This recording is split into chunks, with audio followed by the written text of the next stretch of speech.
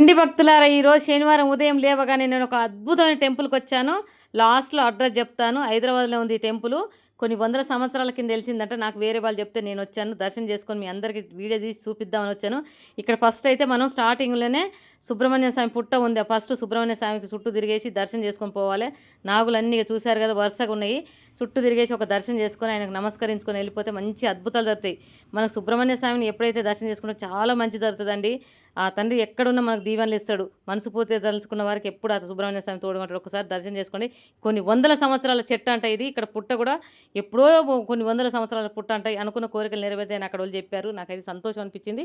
ఇక మనం కాస్త మెట్లెక్కి పైకెళ్ళాలి. ఫస్ట్ మెట్లెక్కి పైకెళ్ళాక ఆంజనేయ స్వామి టెంపుల్ వస్తది. ఆంజనేయ టెంపుల్ తర్వాత మనకు నందేశ్వరుడు అక్కడ స్వయంభూగా బండల్నే వెలిచిండంట. అది ఒకటి ఉంటది. ముందుకెళ్ళాక శివాలయం ఉంటది. అద్భుతం అండి. అక్కడ చూడడానికైతే 2 కళ్ళు సరిపోవట్లేదు. నేను రివర్స్ కెమెరా పెట్టాను. మనం ఇప్పుడు ఎక్కడి నుండి రావాలంటే ఐడిపల్లికెళ్ళే రోడ్డు, సూరారంకెళ్ళే రోడ్‌లో మనం హైదరాబాద్ నుండి వస్తుంటే రైట్ సైడ్‌లో ఉంటది. మనం నరసాపూర్ నుండి వస్తుంటే లెఫ్ట్ సైడ్‌లో ఉంటదండి.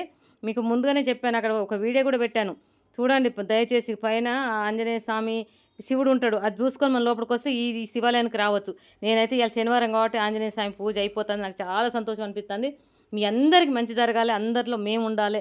ఆ తండ్రి ఆంజనేయ స్వామి అందరిని చల్లగా చూడాలని మొక్కుకొని దర్శనం చేసుకున్నా. చూడండి ఒక్కసారి చూడండి అటు. ఇప్పుడే పూజ అయితుంది. ఇట్లా స్ట్రెయిట్‌గా రావాలి. మనం ఐడిపల్లికెళ్ళే రోడ్‌లో లెఫ్ట్ సైడ్ వచ్చినామనుకోండి స్ట్రెయిట్‌గా రావాలి. మనం హైదరాబాద్ నుండి వస్తుంటే రైట్ సైడు. మనం నరసాపూర్ నుండి వస్తుంటే లెఫ్ట్ సైడు. నీకు మళ్ళీ చెప్తున్నాను అందుకోసమే. చాలా అద్భుతమైన టెంపుల్ అండి. కొన్ని వందల సంవత్సరాల దాట నాకు దర్శనం అయిపోయింది ఆంజనేయ స్వామిది. ఇక్కడ ఈ మధ్యలోనే కట్టారట ఈ లింగము. పెద్దది కట్టారు లింగకారణం చూడండి. కింద నందేశ్వరుడు చాలా పెద్ద లింగేశ్వరుని స్వామిని కట్టారు. ఇక్కడ ఇగ నేను చెప్పాను కదా! రాయిలోనే నందేశ్వరుడు స్వయంభుగా వెలిసిండంట.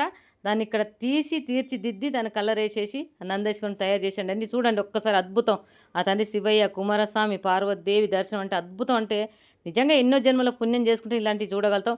నేను ఇదైతే సెకండ్ వీడియో అండి. ఫస్ట్ వీడియో పెట్టాను. దయచేసి ఆ వీడియో కూడా చూస్తేనే మీకు అర్థమవుతది. దాంట్లో అయ్యగారు మొత్తం వివరించి చెప్పాడు. ఇక్కడ ఎలా వెలిసింది, ఏం జరుగుతది, మన మనసులో కోరికలు ఎలా నెరవేరుతాయని అన్ని ప్రతి ఒక్కటి అయ్యగారు అద్భుతంగా చెప్పాడండి. ఆ వీడియో చూస్తేనే మీకు అర్థమవుతది. ఇది సెకండ్ వీడియో అండి. నేను ఫస్ట్ వీడియో అయితే పెట్టాను.